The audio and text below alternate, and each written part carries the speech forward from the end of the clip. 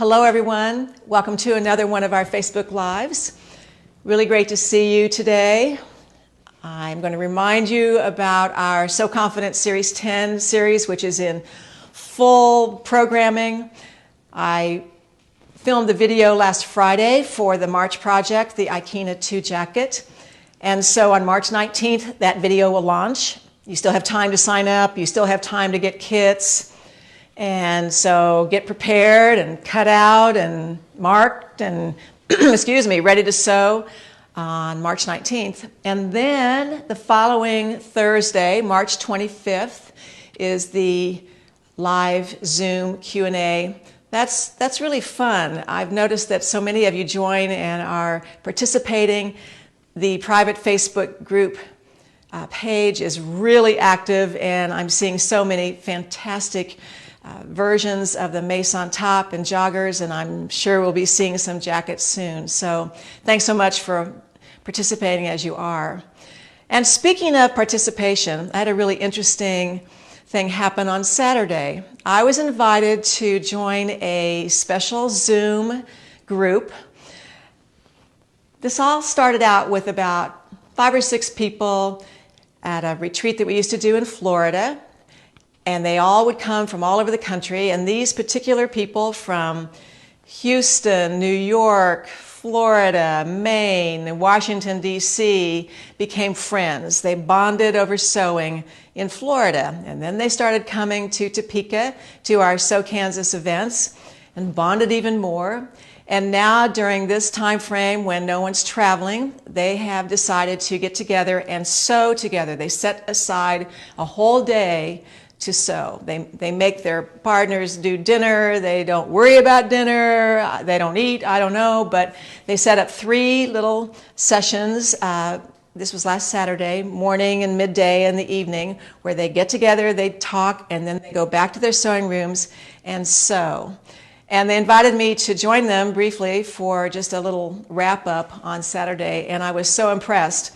So we're going to be doing a little story about them. I'm not sure what format we'll do, whether it'll be, I don't know, a blog or something like that. But thank you so much to Anne, Adrienne, Sally, Abby, Marianne, Linda. Oh, I hope I haven't forgotten somebody.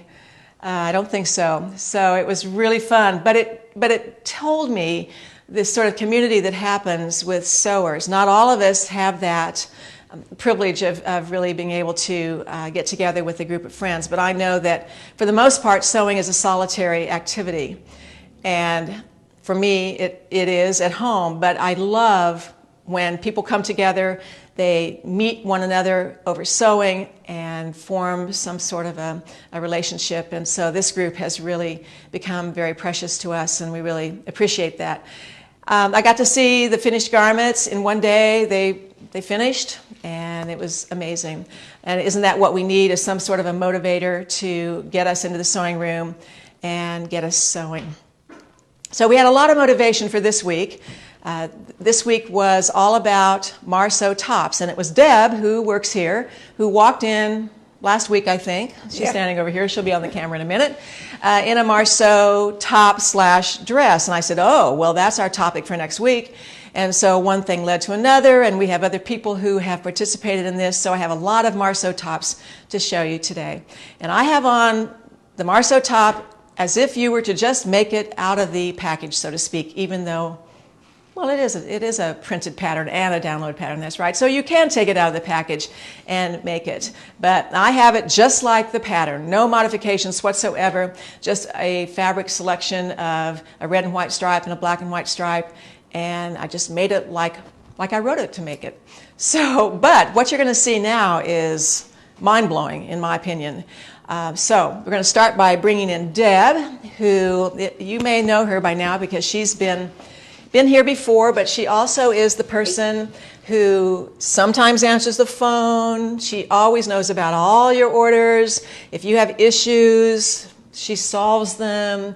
She's the go-to person in our, what do you call it? Our inventory section, our order section, our fabric section, whatever, that really keeps tabs on everyone and what's going on. So, what do you have on? So this is the Marceau turned into a dress. Put that microphone, there you go. Here. So I did just solid on the top. So I actually use the left side, and there's 2 dots on the top and on the bottom that you place it on the fold, so you just need one piece. And then to get this right here, I actually just cut it off where the shortening mark is, because it was the same on the front and the back, so it made my life easy. Good. And so then the next one is 10 inches long, 60 inches wide, and so it's 1.5 times the fullness of the round here. And so the next layer I cut at 12 inches long, because it's got 1.25 inch hem and 90 inches all the way around. And I added pockets, because everybody needs pockets in their dress. Absolutely. So this was actually inspired by a picture Linda showed me. It was a designer dress that was, what, $485? Something like that. And this is maybe $65 in fabric, and the 3rd time I've used the pattern, so huge money savings. It's really cute. It's really fun. Yeah, and you narrowed the cuff a little bit, and you added your own little label right here, which I think is so cute. So it just says, what a little designer little touch that is. It says "so comfy" on there. But normally the binding is in 2 sections, but you've done it in one, and done your twin needle. You're a twin needle girl. She and I go back and forth about this twin needle thing all the time. I don't have a cover stitch yet, so but I'm working on it. But you know how to control your twin needle really well. I have trouble with that because I get this little tunnel, and no matter how I hold my mouth, I don't know, I get a tunnel. But at any rate, I do sometimes. You do. You get tunnels sometimes too. Okay. Yep. But I love what you have. So step back so they can see what you have on. You have on the red. This is red. Red tights and white. And white boots. Doc Martens. My Doc Martens. So I love the look. Would be like the fall winter version, but I think I can also, in another month or so, just put on some sandals, no turtleneck, and be good. Yep. Yeah. I think it's fantastic. All right, well, we're going to see you back in a minute, but we have a special guest. Her name is Alexandria, so come on over. Okay. So the evolution of Alexandria to Deb is that, let's see, here's the story. I've watched Deb work in the fabric industry in Topeka for 20 years or more, and I never was able to hire her. She was always gainfully employed by other people, and I would go into the various stores that she worked in and admire her relationships with customers and the way she dealt with the customer service and new fabrics, and that's not always the case in some of these other stores. So last spring, when we were so busy needing some help, I called Deb and said, could you come in and help us part-time? She said, no, I have a job, but I have a daughter. And her name is Alexandria, and she is temporarily not working. So you came in. Yes. And it was fantastic. You were here like 3 months, right? Yeah, about 3 months. 3 months. And you came in with beginning skills. Yeah. You barely had sewn. Right. Well, I don't know whether it's the influence from the mother or maybe the sewing workshop or access to great fabrics or what it is, but this is now Alexandria's maxi dress. So tell us about it.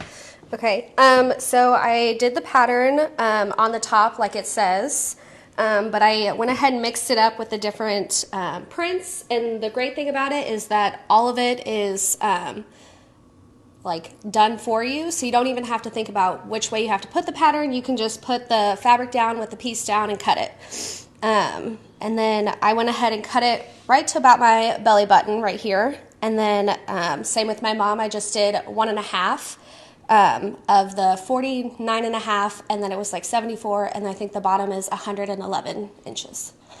So you came in here and you chose fabric. What inspired you? Did you have something that you had referred to, or you just saw the fabric? So I saw a dress on Pinterest Pinterest Okay. is dangerous. Yes. And it was all floral, so I was so bent on floral, but I kept putting stuff together and I didn't like it. And my mom was like, why don't we just do bold neutrals? And I was like, okay.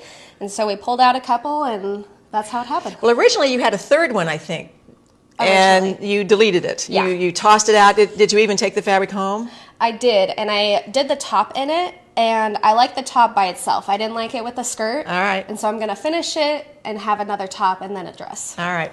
So you made this over a weekend, essentially, correct? Mm-hmm. Yeah. And you do have a sewing machine now and a serger. Do you have a serger? Yes. All right. Do you have your own sewing space? Sort of, kind of? It's the kitchen table, but yeah. Kitchen table. That's right. Well, hey, we start someplace. Yeah. So you now are pretty into sewing, correct? Oh, yes. So where are you going to learn? Are you on YouTube? Are you Pinteresting only? How are you learning more? Your mom, obviously, but are you someone who is frustrated by mistakes, or you just think of it as a learning experience, or how's your approach? A little bit of both to that. I couldn't go to work because I work at a school. And so in March, I just hung out with my mom and we decided let's start sewing and teaching me how to do things. I learned a lot from Pinterest, from my mom, some YouTube videos. I always watch the Tuesday Lives, so I look at some of those and some patterns. I like the patterns that are called pattern hacking from different companies where you can cut the pieces and make it how you want it. I'm really into ruffles, of course, so I will just take a shirt pattern and add a ruffle to the bottom or something. So I think one of the things that I've learned about being with both you, Alexandria, and your mother is that both of them are really into just not really, I don't know how to say this exactly, but you go for it. You know, if you cut something off and it doesn't work, okay, well then you add something to it. If it's too long, you just whack it off. I love that approach. So many of us are, let's see, now, how many inches did you lengthen that? Was it 4 1/4 or was it 4 3/4? Things like that. Nothing wrong with that. Everybody has their approach, but I do love the freedom of this generation that has brought sort of a new sense of perspective to me, where I get all uptight about the details when I realize that, you know, this happened in a weekend and I would never have thought of it. So congratulations. I think you look fantastic. So do the big, model twirl thing. And you have on I have on booties. Yep, my little booties. So she has on the boots, Mom has on Doc Martens, I have on sneakers. So obviously the Marceau can have a lot of different looks. Yes. And with a lot of different accessories. You have a necklace, you have a turtleneck. I think I have something on, I'm not sure what. Anyway, you can accessorize them or not and really have fun with. This is a fun pattern.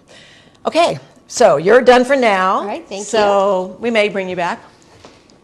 All right, so let's talk about a couple of other people who have contributed to today's topic. So some of you have met Samantha Plow, who lives in South Carolina. She was here for a dress workshop, and she loves dresses. She lives in a climate where wearing a dress is really beneficial because it's cooler, and I think she just generally likes the style of dresses. So we were chatting by phone last week. Last week.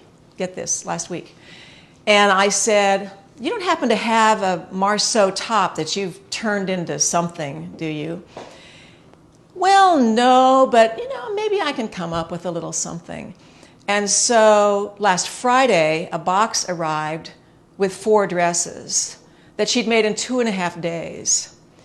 And for her, it was a time when she just buried herself in her sewing room, blocked out all that was going on, and really focused on sewing. She had a goal that she set for herself. I didn't set this goal. She did for herself. But she had to get it in the mail so it would get here to Topeka on Friday. And so I'm going to show you the dresses that are pretty amazing. The first one is on the dress form here. And this is a long dress that is also split and has the offset neckline like mine does. This side is in a black jersey. This, excuse me, I don't know what's wrong with my voice today. This side is in a cotton jersey. They're similar in weight, but they're not the same. And it proves that you don't have to have the very same weight to do things. But she's just taken these panels and lengthened them. One of the things that I really like about what she's done is that she has started to keep a stitch journal. So I'm not sure if it's in a 3-ring binder or how she's actually organized it, but she sent me copies of the sheets. So the sheets are a copy of the technicals and the layout page that are part of the instructions. And then she's made notes.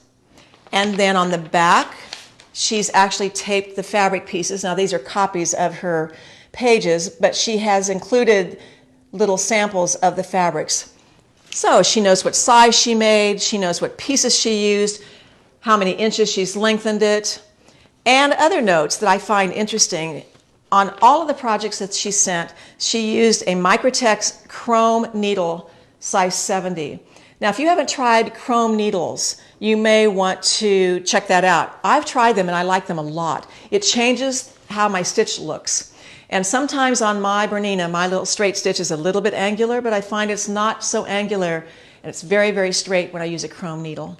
I'm not exactly sure what the purpose of a chrome needle is. I used to know, but I've sort of forgotten, so maybe somebody can post what that is.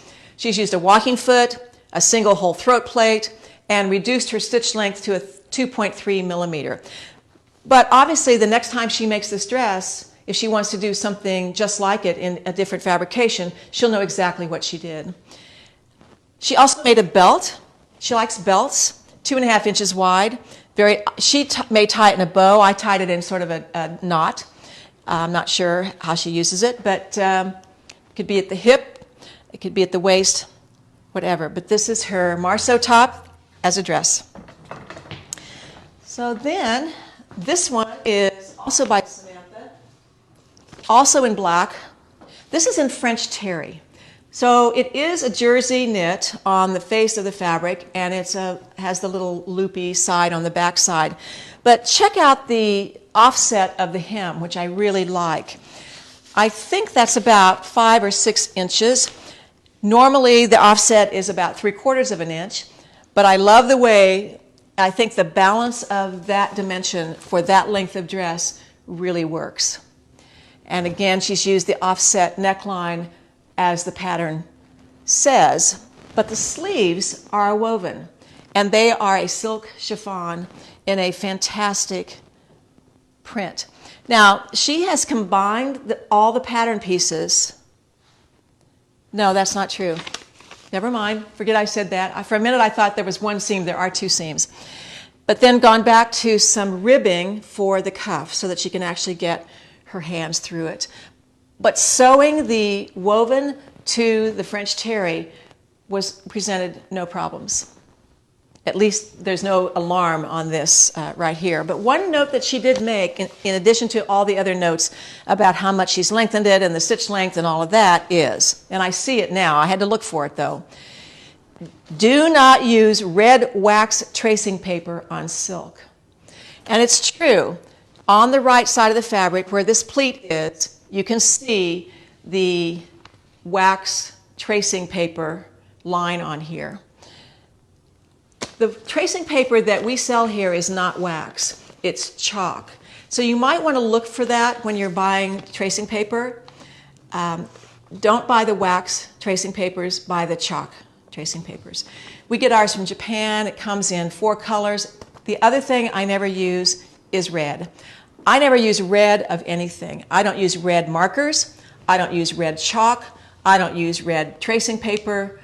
Red is one of those deadly colors that may or may not come out of some fabrics, and you don't know that until it's too late. I remember making a tailored jacket one time and marking the welt pocket location on the face of the wool in red chalk, and 30 years later the red chalk mark is still there.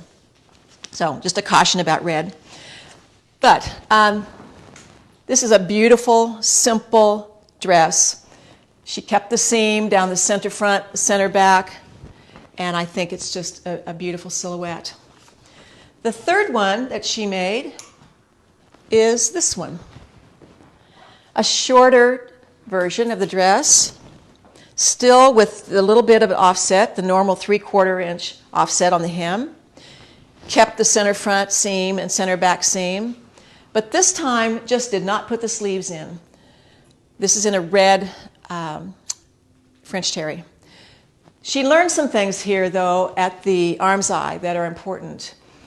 You need to take a look at the shape of this and the size of an arm's eye before you really cut this out. It's part of your pattern work. She realized after it was made that this was a pretty big armhole, and for a sleeveless garment it was just too open. So she did some correction on it. But I want to talk about bindings sort of in general. So there is a formula that we've talked about before for, like Deb did on hers, a single neck binding. For the single neck binding, you're going to use this 7/8 ratio to compute the length of your binding. So a binding for the neck is always going to be smaller than the circumference of the neck, and you know that ahead of time, and you're going to cut your binding and sew the ends of the binding together so you're working in the round.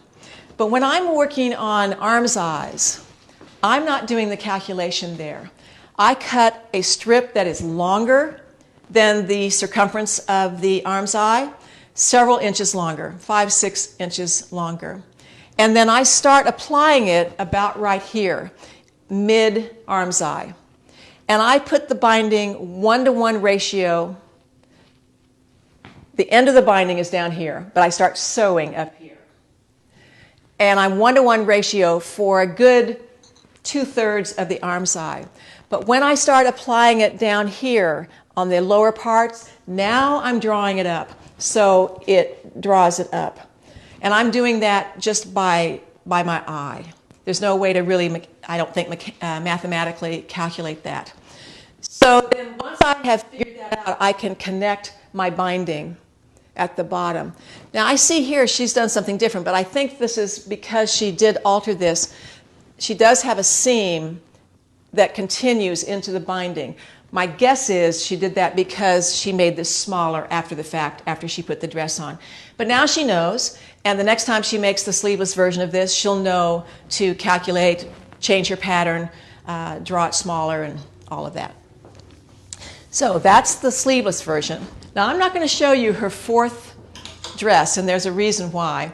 She's used a very special fabric for the fourth one that we are actually using in our So Confident program coming up, so I want to surprise you. And you'll see that dress later. In the meantime, Betsy lives in Kansas City, works for us remotely, in charge of all of our marketing, was making dresses out of the Marceau, which I didn't even really know. So the first one she did is this. And Betsy is small and not as tall as I am. So this is her maxi dress. Might even be sort of maxi on me. Not quite, but hers is to the floor, I'm pretty sure. So she has used a combination of a knit and a rayon silk woven. And she's done a little bit of an insertion here, which I like very much. So this is knit, the black is a solid knit, and that goes clear down. Then this is divided, and she's done what Deb and Alexandria have done, is that she's gathered panels onto the bottom seam of this all the way across. So it's more like a color blocking in this case. One woven sleeve, one knit sleeve, and you can tell she has small hands. She was able to use the woven fabric for the cuff and still get her hand through that. Now, if you want to know more about this, she just wrote up a complete blog, start to finish, of how she did this.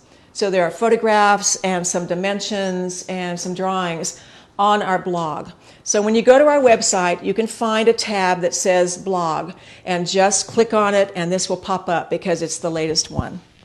So check that out. And then she did another one. You know, give her, I guess, a Tuesday deadline and she'll make another dress. I'm impressed with people who can make multiple dresses, you know, in less than a week. But this is her second dress, all in a woven. The green solid is linen, and this is a Liberty of London cotton fabric. Now Betsy she loves Liberty of London fabrics. Well, she loves Liberty of London, the store, as well. But there was a book recently that we came upon, and it talks about the history of Liberty of London and all the designs, and she just glommed onto that book. She loves those kinds of fabrics. But I love the combination here. So this is more of just an A-line tunic. She's extended the panels, but flared them just a little bit. And she's added bust darts because it's a woven. So you have the traditional bust darts there. The neckline is bound in some knit. She's used a similar color of green jersey to bind the neck and the sleeve. So she's left the cuff off of the sleeve in this case and just used some knit to bind the bottom. So it's a very simple dress, but it looks so Betsy. And with that combination of Liberty prints and the linen, she's ready for spring, summer. So those are our Marceau dresses and tunics. All right, I'm going to show you some fabric combinations. So I pulled out all of the colors of French terry that we have. And we have a lot. I think it's like 6 or 7 or 8 or 9 or whatever. And I always get accused by all of you of only having my colors out. So I specifically wore red today, and I put blue on the wall. I love blue. Everybody can wear blue, actually. But all of my colors are shoved in the corner. So I'll bring them out, but I can prove to you that I do like other colors besides orange and gold and whatever. So let's start down here. We have this beautiful teal French terry, aqua teal, which honestly I think anybody can wear this color. And then I've paired these French terries with some silk chiffons in case you want to do some sleeves or even some inserts or whatever. So this is a fantastic hand-painted looking silk chiffon burnout. It's called Deborah. So you have solid portions and some sheer portions as well. This is a very soft, pale blue French terry. But look how drapey these French terries are. They're really fantastic, and they're wonderful to wear. They are rayon of bamboo and cotton and spandex. And you have another beautiful green with a bit of blue on it, chiffon. Blueberry blue. This happens to be one of my favorite colors of blue. This is French terry. And then we have the dark green. I had to have some green in here. French terry, more of a hunter green. We noticed that on the camera this morning, this looks very yellow. But in real life, this has a sort of acid green to it. So you might want to check that out on the website. There's much more green to it than is showing up on the screen of the phone. This is a magnificent burnout in the royal blue and green and yellow. And to me, goes with any of the greens, the blues, and navy. We don't happen to have any black French terry on hand at the moment, but I think this navy is a really great neutral dark color. And then, of course, this brilliant magenta, purple, a little bit of green, orange, and yellow would make gorgeous sleeves. Then, my color. So one of you come on over here. I don't care who. Go ahead. Okay. All right. So this is a French terry. So you can see that one side is more dull because that's the loopy side, and this side is the smooth side. I get emails, not every day, but quite often from Oska, O-S-K-A, one of my favorite German brands of clothing, and they called this dusty green this morning. Oh, no, wait, this came from Sarah Puccini this morning, different designer. They're doing a whole collection in dusty green, so this is obviously their colorway for spring. That company is European as well. All right, so I think this goes really well. This. All right. Then we have our color. Notice we're all redheads here. Mom, daughter, and me. They're still natural redheads. I am a redhead, but, you know, now it's some sort of red that somebody puts on. All right, so this is cinnamon. Would you call this cinnamon? I would call it cinnamon. Cinnamon. French terry. I'm surprised you didn't make yours out of this. Or is this your next one? It might be my next one. Yeah. So slow down buying this one until I get some. All right. Every week. And this Every one. week there's something that sells out before I get it. These two together are pretty cool, I think. So hold that, and I'm going to grab this because I think this would be fantastic with it. Now, if you're not into the sleeve thing, you know, make some great pants, some flowy pants, some West End pants out of one of these fabrics, and you could underline them in either a solid silk chiffon or China silk or Bemberg rayon or organza or something if you don't want the sheerness, but you know, printed pants. This is the year of prints and explosion of color, and I don't think it can be too bright or too wild. All right. This also goes with something else up here, but we'll keep it for this. All right, so that's our colors. Then over on the right-hand side, the other left-hand side, left, right, whatever, we have some Liberty prints. Now, Liberty is known for their small prints, although they have a lot of variety. But I've said this before, there is nothing that feels like the cotton of Liberty prints. Yeah. You can put anyone else's cotton next to this, and they might look the same because maybe the prints are similar, but nothing feels like this. And it's part of why the Liberty prints are more expensive than other cottons, but they're worth it. They last a lifetime, they feel great on. So we have these 4 or 5 in the blue range Liberties that I think really look great with this navy, the dark green, the blues. So there's a lot of combinations like Betsy used, or you could combine the wovens with the French terries, or you could find some solids, some linen, some solid cottons or whatever. But this is very classic Liberty of London. They have their classic collection, which they've had for years and years and years, and then every season they come out with new designs. But these are from their classic collections. So we have 5 pieces that are going to be on sale this week. And I think all of these could actually be combined into a whole different garment. Yeah. So, okay.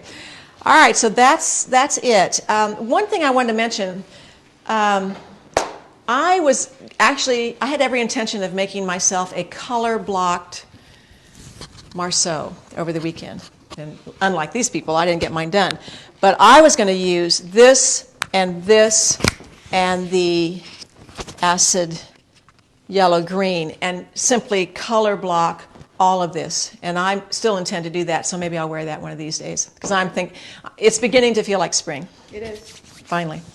76 today in Kansas. Wow. In February. This is March. Oh. But you're right, in March. Exactly. In March. Okay. That's Kansas. All right, do we have any questions? Yes, let's start out with Deb there wondering how you adjusted your neckline. So I'm going to hand over the mic to you so you can answer that. Okay, so the neckline, I just lowered it by about 1/2 inch, and I used my French curve just to make sure that I got the correct curve going. But I didn't change the back any. I ended up adding just about 1 inch to the band. So the band is one piece, so I set it on the fold and then added 1/2 inch at the end, so it's an extra inch long. So you're working from the left front, so you use the left band. Right. And you put it on the fold. Yes. To have a complete band. So I had a complete band. Got it. Without an extra seam in it. Okay. And then you lowered it how much in the front? Just 1/2 inch. Yeah. Okay. But you blended that back to the regular width at the shoulder and the back. Right. Okay. Yep. Got it. The application was no different, so. Okay. Linda, your shoes. Oh, my shoes? Yeah. These are my black and white sneakers by Yoshi Yamamoto, my Japanese sneakers. Can you show the neckline of the second dress? Second dress. This one? Yes. Okay. Remember, they can't hear me. Yeah. So this is just like the pattern. Just happens to be in the same fabric. Okay.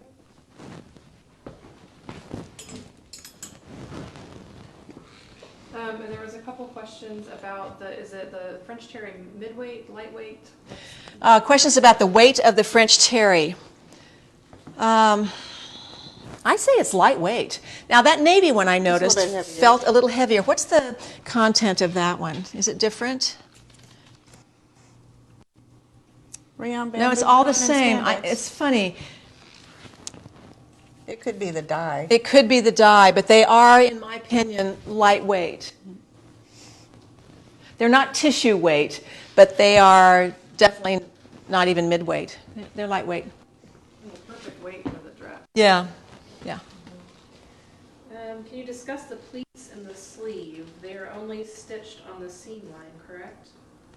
Correct. The stitch, hold that for just a second. So the pleats, there's an undersleeve and an upper sleeve. And I don't know why I'm struggling here so much, but so there are pleats in the upper sleeve that connect at the seam only, so they're open.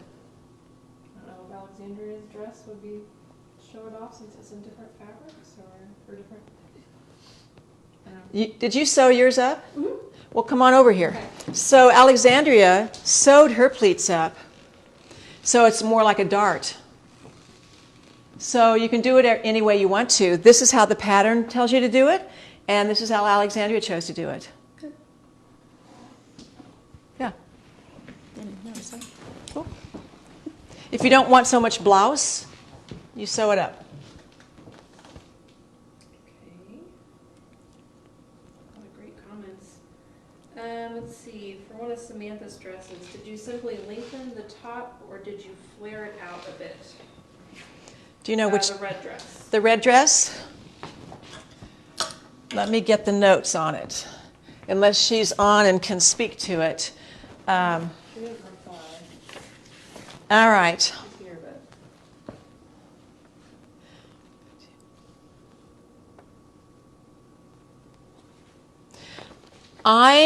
She does not mention that she's flared it. It does look like maybe it's been flared a little bit.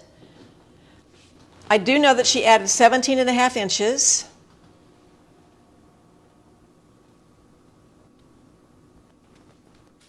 I wonder with just the shape if she just kept it going. You know. I don't. This does flare. I'm thinking she just kept it going. Yeah. It's just a moderate amount of easing out. And Betsy probably the same way. Hers is a little bit A-line as well. Hers looks more drastic. Yeah. We'll have to ask Samantha. Oh, I simply lengthened it. Only followed the line of the pattern. Okay. So the line just kept going. Okay. Right. And remember, they can't hear me. All right. Okay. With making it in a woven, if you add bust darts, what other adjustments need to be made? Any adjustments to the side seams, the hems? Well, I don't believe you have to do anything except measure and make sure there's enough ease, because you're not going to have the same amount of stretch and ease in the woven as you would with the knit. So most knit garments in the bust, you want an inch or two of ease, and in a woven you want 4 inches at least. So you just need to measure and make sure you're starting with the correct size. You might want to move up a size. I don't know what Betsy did. I'm not sure. She might answer that in the Facebook questions. I'm sure she will. But to me, there's no other adjustment. I mean, it's just checking the bust, checking the hip, make sure you have enough ease, like as if you're making a woven garment. Are the French terries suitable for bottom weights? Sweatpants, joggers? The French terries are perfect for bottom weights. The joggers, other athleisure type things, pants of any kind. Well, they have stretch both ways. Yeah, they have 4-way stretch. Yeah. A little more stretch on the horizontal, the cross grain, than the vertical. So you want to make sure that, of course, that goes around you. Do you have the red French terry? Do we have the red French terry? No, we have red jersey. That it's a beautiful red. But and this is a weighty, what I call dress weight jersey. This is perfect for the dress. Not too thin, not too tissue weight, and has a really great hang to it. Can I buy yardage, half yards, or can I buy things in just 1 yard increments? The question is, can she buy half yards or just yards?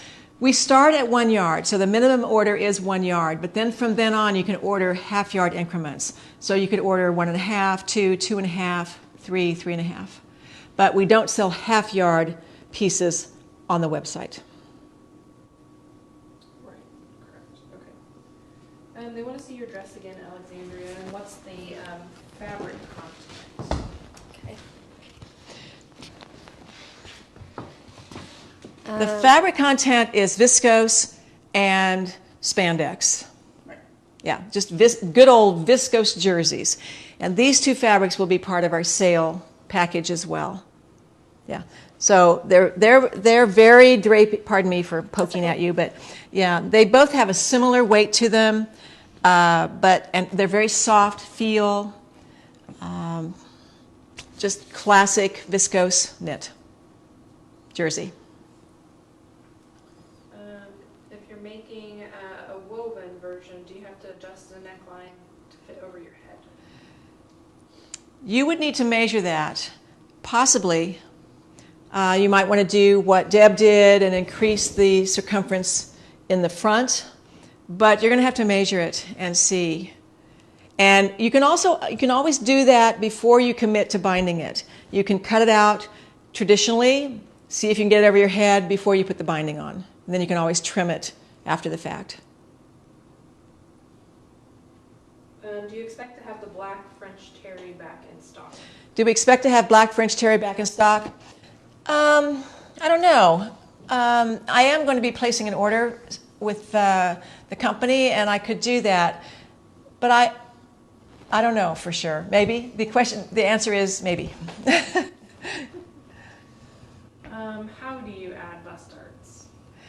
Well, that's a whole lesson of how to add a bust dart. We have a tutorial called Fitting the Bust, and that is a standalone tutorial with all the ways to add bust darts, bust fullness without a dart, adding bust fullness in knits, raglan sleeves, the whole thing. So I would suggest that you check out that tutorial. We also have that method, a couple of methods of adding bust darts in our fitting encyclopedia book that's on our website now. So you might want to do that, invest in that. And what size top are you wearing, Linda? I'm wearing a medium top, I think. Maybe this is a small. I have them in all sizes. I'm wearing a small. The next one could be for Deb. It asks what the shipping is on a single paper pattern. What is the shipping on a single paper pattern? Doesn't it depend on where you are? And It depends on where you are and how you want it shipped. Most of the time, generally, you're going to be looking at around $8 to $12 to get it shipped. Now, keep in mind, part of that is handling. It's not the actual postage. So there's that. But it's going to vary. If you're in Kansas City, it's not going to cost that much. But if you're in California or if you're in Australia, it's going to cost you $20. So Right. there just isn't an average. all the questions I see. All right.